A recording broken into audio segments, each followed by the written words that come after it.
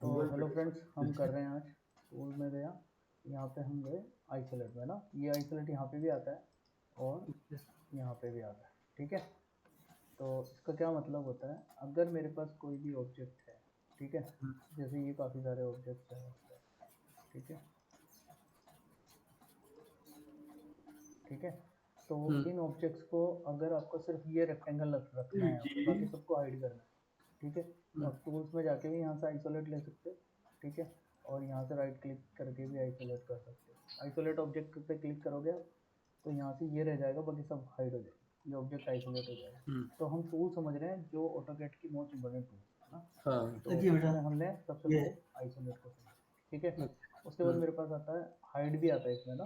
जैसे मैंने hide object isolation कर दूंगा अगर, तो सारे ऑब्जेक्ट वापस आ जाएंगे। अब मेरे को सिर्फ ये हाइड करना है ऑब्जेक्ट, तो राइट ओके क्लिक करके यहाँ से हाइड कर दूंगा, तो ये ऑब्जेक्ट हाइड हो जाएगा, ओके एंड ऑब्जेक्ट आइसोलेशन आ जाएगा। फिर ओके उसके बाद आता है मेरे पास यहाँ पे इंक्वायरी।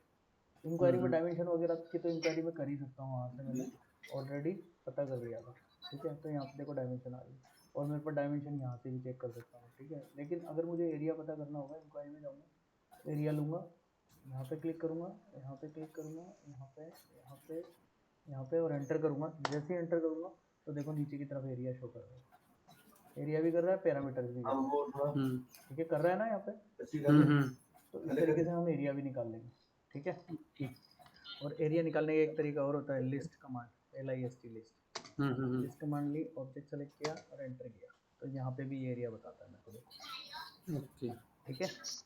सही फिर उसके बाद आता है मेरे पास इंक्वायरी हो गया। उसके बाद ग्रुप अनग्रुप, ये सारे ऑब्जेक्ट अलग अलग है, इनको एक ग्रुप करना है, उसमें गया और ग्रुप, अब ये पूरा एक ग्रुप हो गया, ठीक है। ओके अनग्रुप करना है, अनग्रुप, ठीक है। अच्छा ब्लॉक भी ये होता है ब्लॉक अलग होता है, ब्लॉक अपन सीखेंगे, ये 2D खत्म करने के बाद ब्लॉक में जाएंगे ना। ओके ओके फिर उसके बाद यहाँ पे ऑप्शन में जाता हूँ, यहाँ पे काफ़ी सारी चीज़ें आती है, लेकिन आपको जो मोस्ट इंपॉर्टेंट चीज़ है वो बताता हूँ, क्रॉस है, ठीक है। ये कर्सर जो है, इसका साइज देखो अभी क्या दिख रहा है ना, छोटा दिख रहा है। आपको कई बार कर्सर अगर चेंज करना है, बढ़ाना है, घटाना है, तो आप यहाँ से बढ़ा दीजिए, ठीक है। कल स्क्रीन का कलर चेंज करना है, कलर में जाओ, यहाँ से ब्लैक की जगह व्हाइट कर दो, या जैसा भी चाहिए। कई बार आपने स्क्रीन देखी होगी कि व्हाइट रहती है, ठीक है। ओके हाँ तो ये देखो अब कर्सर भी बड़ा हो गया और स्क्रीन भी व्हाइट हो गई, सही ठीक है ना। टूल्स में जाओ, ऑप्शन में जाओ, कर्सर छोटा ही चाहिए आपको, वापस जाओ, ठीक है, स्क्रीन को वाइट या जैसी भी आपको चाहिए वैसे रखो, ठीक है। सही फिर उसके बाद मेरे पास यहाँ पर डिस्प्ले इमेज भी आता है। ये वैसे ज़्यादा इंपॉर्टेंट नहीं है, लेकिन जैसे ये जो इमेज दिख रही है, ये जो अभी दिख रही है स्क्रीन पर, इसको ये okay as a image save कर देगा। अर्जेंट में अगर आपको किसी को भेजनी है, तो इसको ऐसे इमेज बना के PNG या कोई भी नाम देकर 555 और सेव कर दो। यहाँ से सर्च में कर दिया मैंने, टेक्स्ट करना है, यहाँ से 555, ये एज ए इमेज सेव हो गई, देखो, ठीक है। ओके तो कभी भी आपको ऐसा अर्जेंट में अगर सेव करनी हो तो इमेज बना के सेव कर सकते हो, ठीक है। तो उसके सही अंदर ये चीज़ें काम में आती है। बाकी ब्लॉक सीखेंगे तब हम समझेंगे, ब्लॉक एडिटर हो गया, ठीक है, ये ब्लॉक एडिटर हो गया। उसके ओके बाद फॉर्मेट आता है, लेयर्स आपको पता ही है, ठीक है, मैंने बताई थी, लेकिन एक बार और रिवाइज कर लेते हैं। यहाँ से मैं लेयर को ओपन किया मैंने, ठीक है। जैसे मैंने लेयर को ओपन किया, तो यहाँ पे मेरे पास काफ़ी सारी, काफ़ी सारी तो नहीं है, 2 ही लेयर्स हैं। और लेयर चाहिए मेरे को, जैसे मेरे पास फर्नीचर की कोई लेयर चाहिए, तो फर्नीचर, हाँ यहाँ पे नाम दे दो, यहाँ से इसका कलर सेट कर दो फर्नीचर के लिए, ठीक है। और यहाँ से लाइन टाइप करनी है तो लाइन टाइप ऐड कर सकते हो, ठीक है। डॉटेड चाहिए या जो भी चाहिए, अभी मेरे को कुछ नहीं चाहिए, सेम चाहिए, तो मैं ओके कर रहा हूँ। और यहाँ से लाइन वेट सेट कर दो, अगर कोई लाइन वेट मैं ले रहा हूँ 0.40, ठीक है, आपको चाहिए हो। फिर वापस न्यू ले, ठीक है। और यहाँ से अब इसको सेव कर दो, मेन वॉल, आउटर वॉल या एक्सटर्नल वॉल, ओके। सही है यहाँ से इसको मैं कर देता हूँ कोई भी कलर, जैसा भी आपको चाहिए, मैं ये कर देता हूँ, ठीक है। लाइन वेट थोड़ी सी ज़्यादा कर लेता हूँ स्टैंडर्ड में, क्योंकि मेन वॉल है ये, सही 0.6 ले लेता हूँ, ठीक है। हम्म फिर उसके बाद मैं यहाँ पे जाता हूँ और एक और ले लेता हूँ, जिसमें मैं पार्टीशन वॉल, ठीक है, जितनी भी आइटम आप यूज़ कर रहे हो ना, हर आइटम की अलग लेयर बना सकते हो। ओके ठीक है, ये मैंने पार्टीशन वॉल के लिए कलर दिया। ठीक है, वॉल को थोड़ी सी कम कर दिया, मैंने 0.4 कर दिया, ये 0.5। ठीक है, सही ये 3 लेयर्स बनाई है मैंने, ऐसे आप लेयर्स बना सकते हैं। और यहाँ से इसको क्लोज कर दोगे तो ये लेयर यहाँ दिखाई देगी आपको। देखो, अब सपोज ये वाला ऑब्जेक्ट जो है मेरा, ये है मेरा फर्नीचर। तो यहाँ से जाओ, इसको फर्नीचर बना, ये फर्नीचर की प्रॉपर्टी असाइन हो गई है अभी। और ये जो है, ये मेरी है main wall suppose, okay, external wall. तो इसको एक्सटर्नल वॉल की प्रॉपर्टी दे दी मैंने, है ना। हमारा आर्किटेक्चर प्लान होता है ना, सही ओके उसमें देते हैं हम ये। और इसमें गया मैं, यहाँ पे मैंने दे दी पार्टीशन वॉल। ठीक है, तो ये सारी प्रॉपर्टीज़ ऑन हो चुकी है। अब यहीं से ही मैं इसको ऑन ऑफ कर सकता हूँ, लॉक लगा सकता हूँ। ठीक है, अगर मैं यहाँ से एक्सटर्नल वॉल पे जाता हूँ, मैंने इसको ऑफ कर दिया। ठीक है, लॉक लगाना है, लॉक कर दिया। सही ठीक है, अब लॉक कर दिया तो इसको अपना कॉपी पेस्ट कर सकते हो ना, यहाँ से हटा सकते हो। ये लॉक हो चुकी है, फिक्स हो चुकी है। ओके ठीक है, फ्रीज करते हो तो भी ये वही चीज़ करेगी, ऑफ। ठीक है, तो फ्रिज में दिखेगी नहीं है ना। हाँ, इसी तरीके से हम लेयर्स हमारे प्रॉपर्टी में दे सकते हैं। तो हमारी सेम प्रॉपर्टीज़ के आइटम हो चुकी है। अब जैसे मेरे पास ये ऑब्जेक्ट है, कोई मैंने कॉपी किया। ठीक है, ऐसे मेरे पास 3-4 ऑब्जेक्ट है, तीनों चारों की सेम प्रॉपर्टीज यानी सेम लेयर है, ये वाली, है ना। और मेरे को सेम प्रॉपर्टीज के ऑब्जेक्ट को सेलेक्ट करना है, राइट क्लिक करूंगा, सेलेक्ट सिमिलर करूंगा, तो सिर्फ उसी प्रॉपर्टी की सारी जितने भी ऑब्जेक्ट होंगे वो सारे सेलेक्ट। सेलेक्ट हो जाएंगे सिमिलर में। ठीक है ना, तो सही डिलीट करना है या एडिट करना है तो वो हम आइसोलेट करना है। सपोज ये इसी प्रॉपर्टी के ऑब्जेक्ट को आइसोलेट करना है, तो यहाँ से सेलेक्ट सिमिलर किया और ऑब्जेक्ट को आइसोलेट कर दिया, तो ये ऑब्जेक्ट रह जाएंगे, बाकी सारे हाइड हो गए। ठीक है, ओके फिर उसके बाद यहाँ पे आ जाओ इंसर्ट में। इंसर्ट में मेरे पास होता है रास्टर इमेज और पीडीएफ अंडरले DWG। ओके, ये क्या होता है, यानी मेरे पास क्या होता है ना, कई बार मेरे को कोई इमेज का रेफरेंस देख के काम करना होता है ना, अपन देखते हैं। हाँ हाँ तो हाँ हम इंसर्ट चाहे किया तो उस इमेज को यहीं पर टच सकते हैं। ठीक है, यहाँ से जाओगे, इमेज में जाओगे। ठीक है, यहाँ से जो भी इमेज है उसको सेलेक्ट करो। ओके डेस्कटॉप पे देख लो कोई इमेज पड़ी हो, जैसे ये इमेज है। अब इस इमेज को मैं बार बार चाहता नहीं बाहर जाके देखूँ, यहीं पे ही मैं ओपन करूँगा और ओके कर दूँगा। ये इमेज यहीं आ गई। अब इसमें कुछ चेंज नहीं कर सकते हम, बस इसको देख सकते हैं यहाँ। ये रेफरेंस इमेज है। ठीक है, और इसी का स्केल निकालना हो तो हाँ, इसका स्केल निकाल लो, सेलेक्ट करो। जैसे इसका साइज क्या है, यहाँ पे साइज दिख नहीं रहा, दूसरी इमेज लेता हूँ ना। ओके या समझ लो यहाँ से यहाँ तक ये है 35। ठीक है, हाँ तो SC एंटर करो, है ना।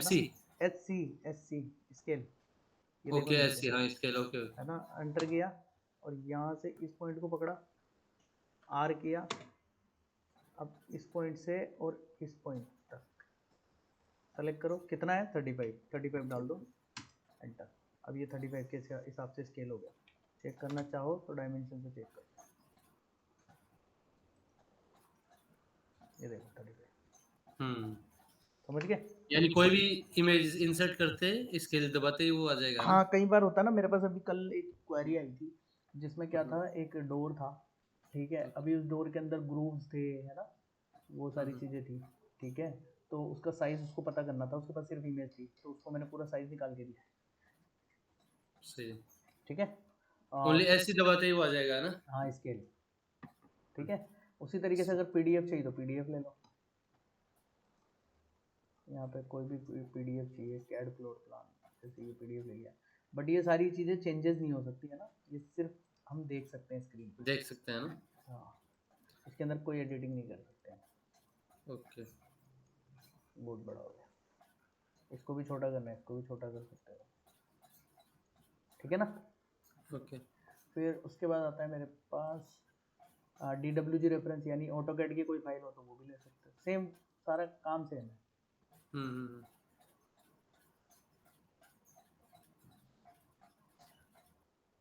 अच्छा मेरे पास एक 2018 ऑटोकैड से बनाई हुई ड्राइंग है, वो अभी खुल नहीं रही इसमें तो वो 21 मैं वाले में। बताता हूँ आपको कैसे होगी। ठीक है ना, ये सारी हाँ चीज़ें ये है।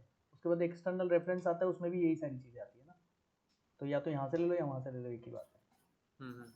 फिर उसके बाद आता है मेरे पास, ये तो 3D में समझेंगे अपन, एडिट में जाता हूँ मैं, ठीक है। एडिट में मेरे पास कट आता है, कॉपी पेस्ट आता है, ठीक है। इनको तो डिलीट कर देता हूँ मैं, ठीक है। ओके मेरा जो ऑब्जेक्ट है ये इसको ले आता हूँ जेड एंटर ए एंटर करके स्क्रीन पे, ठीक है। अब यहाँ पे जाओ एडिट में, कट करता हूँ, ये सेलेक्ट किया, कट कर दिया मैंने, ठीक है। पेस्ट करूँगा तो सिंपली कट एंड पेस्ट कर सकता हूँ। किसी और पेज में लेके जाना है तो किसी और पेज में भी कट एंड पेस्ट कर सकता हूँ, ठीक है।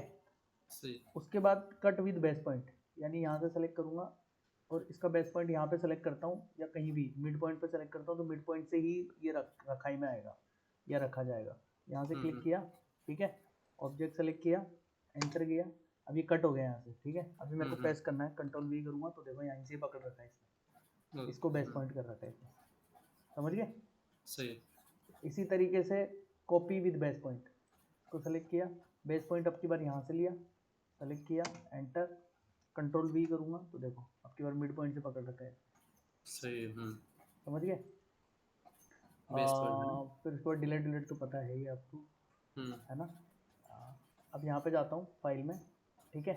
फाइल में मेरे पास न्यू करना वो पता ही है, ओपन पता ही है आपको, है ना। इंपोर्ट इम्पोर्टेंट है, IMP एंटर होता है इसका, है ना। इंपोर्ट करो कोई भी PDF वगैरह अगर आपको कैड में कन्वर्ट करनी है तो उससे इंपोर्ट करोगे आप, है ना। अटैच नहीं करोगे ना, इंसर्ट में जाके और उसको वो करोगे, यहाँ पे सिर्फ इंपोर्ट करोगे। यहाँ गया मैं, अब ये फाइल जो PDF थी मेरी, ये कैड में कन्वर्ट हो चुकी है। बस थोड़ा सा एडिटिंग कर सकते हो आप इसके अंदर चेंजेस कर सकते हो, कुछ डिलीट करना है डिलीट कर सकते हो, सर्कल वगैरह को सेट करना है सेट कर सकते हो, ठीक है।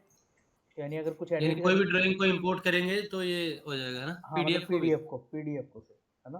ओके तो वो कैड इंपोर्ट फाइल करो, बन जाएगी है ना। हाँ वो कैड फाइल बन जाएगी, बाकी डायमेंशन वगैरह आप सेट कर ही लोगे इसके लिए, ठीक है ना। ओके फिर उसके बाद आता है मेरे पास अटैच, ये अटैच होता है जो अभी हमने किया ना यहाँ से इंसर्ट से, ये सेम यही चीज़ हाँ है अटैच, ओके ठीक है। यहाँ पे जाओगे वही इमेजेस वगैरह लाओगे, एज अ रेफरेंस यूज़ कर सकते हो उसको, ओके चेंज नहीं कर सकते कुछ भी, ये देखो, ठीक है। सेव पता ही है, सेव एज पता है आपको। हम्म एक्सपोर्ट, अभी आपने एक क्वेश्चन पूछा था मेरे से कि मेरी फाइल है जो 2018 में बनी हुई है ना, हाँ हाँ वो हाँ 2025 में ओपन नहीं हो रही है, ऐसे बोल रहे हो। हाँ ऐसे बोल। लेकिन कोई भी फाइल जो लोअर वर्जन में बनी हुई है वो हायर वर्जन में ओपन हो जाएगी, लेकिन कोई हायर वर्जन में ओपन बनी हुई है वो लोअर वर्जन में ओपन नहीं होगी। तो उस कंडीशन में हम यहाँ से करते हैं एक्सपोर्ट, ठीक है। एक्सपोर्ट करते हैं हम लोग, तो उस कंडीशन में जब एक्सपोर्ट करते हैं हम, ठीक है, तो यहाँ पे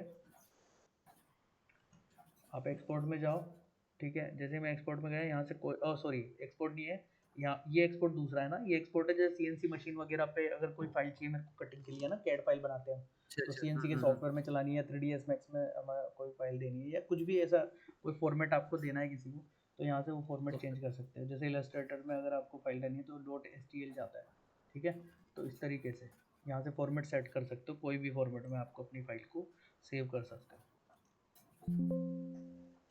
ठीक है। ओके और वो फाइल आप सेंड कर सकते हो जो आपसे मांग रहा है। फिर उसके बाद आता है ओके DWG कन्वर्ट, ये है वो जो आपकी फाइल को लोअर वर्जन में सेव करता है। तो यहाँ से आप या तो हाँ स्टैंडर्ड या 2000 में जाओ, 2000 में कोई भी हायर वर्जन की फाइल हो, सेव करनी है 2000 में सेव कर दो, ठीक है। और यहाँ से फाइल सेलेक्ट कर लो आप, ठीक है, जो भी फाइल है उस फाइल को यहाँ पे लो, ये आ गई फाइल, ठीक है। इसको कन्वर्ट कर दो 2000, तो ये फाइल अब 2000 में कन्वर्ट हो गई, ठीक है। इसको ओके आप सेंड कर दो, अच्छा से ठीक है ना। कोई भी आपसे मांगेगा कोई फाइल तो हमेशा 2000 में ही कन्वर्ट करके इसको सेंड किया करो। फिर उसके बाद आता है मेरे पास सेटअप और ये प्लॉट, तो इसका शॉर्टकट हमारे पास Ctrl+P भी होता है, ठीक है। जिससे हम प्रिंट निकालते हैं ना, जो मैंने आपको पहले भी बता चुका हूँ। Okay Ctrl+P, DWG to PDF में जाएंगे, यहाँ से पेज सेटअप करेंगे, ठीक है। A4 कर दो और यहाँ से सेंटर में जाओ, डिस्प्ले में जाओ, विंडो में जाओ, जो भी फाइल आपको चाहिए उसको सेलेक्ट करो, यहाँ से पोर्ट्रेट में जाओ, प्रीव्यू करो, ठीक है। ये फाइल आपको PDF में सेव करो, ठीक है।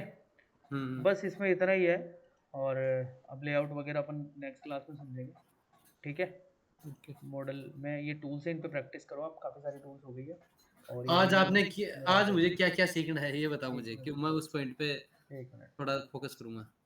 वीडियो हम क्लोज करते हैं मुझे तो हाँ जो भी मुझको मेरे व्यूवर्स हैं वो सब ये वीडियो देख लो, आपको ऑटोकैड की इंपॉर्टेंट टूल्स पता चल जाएगी।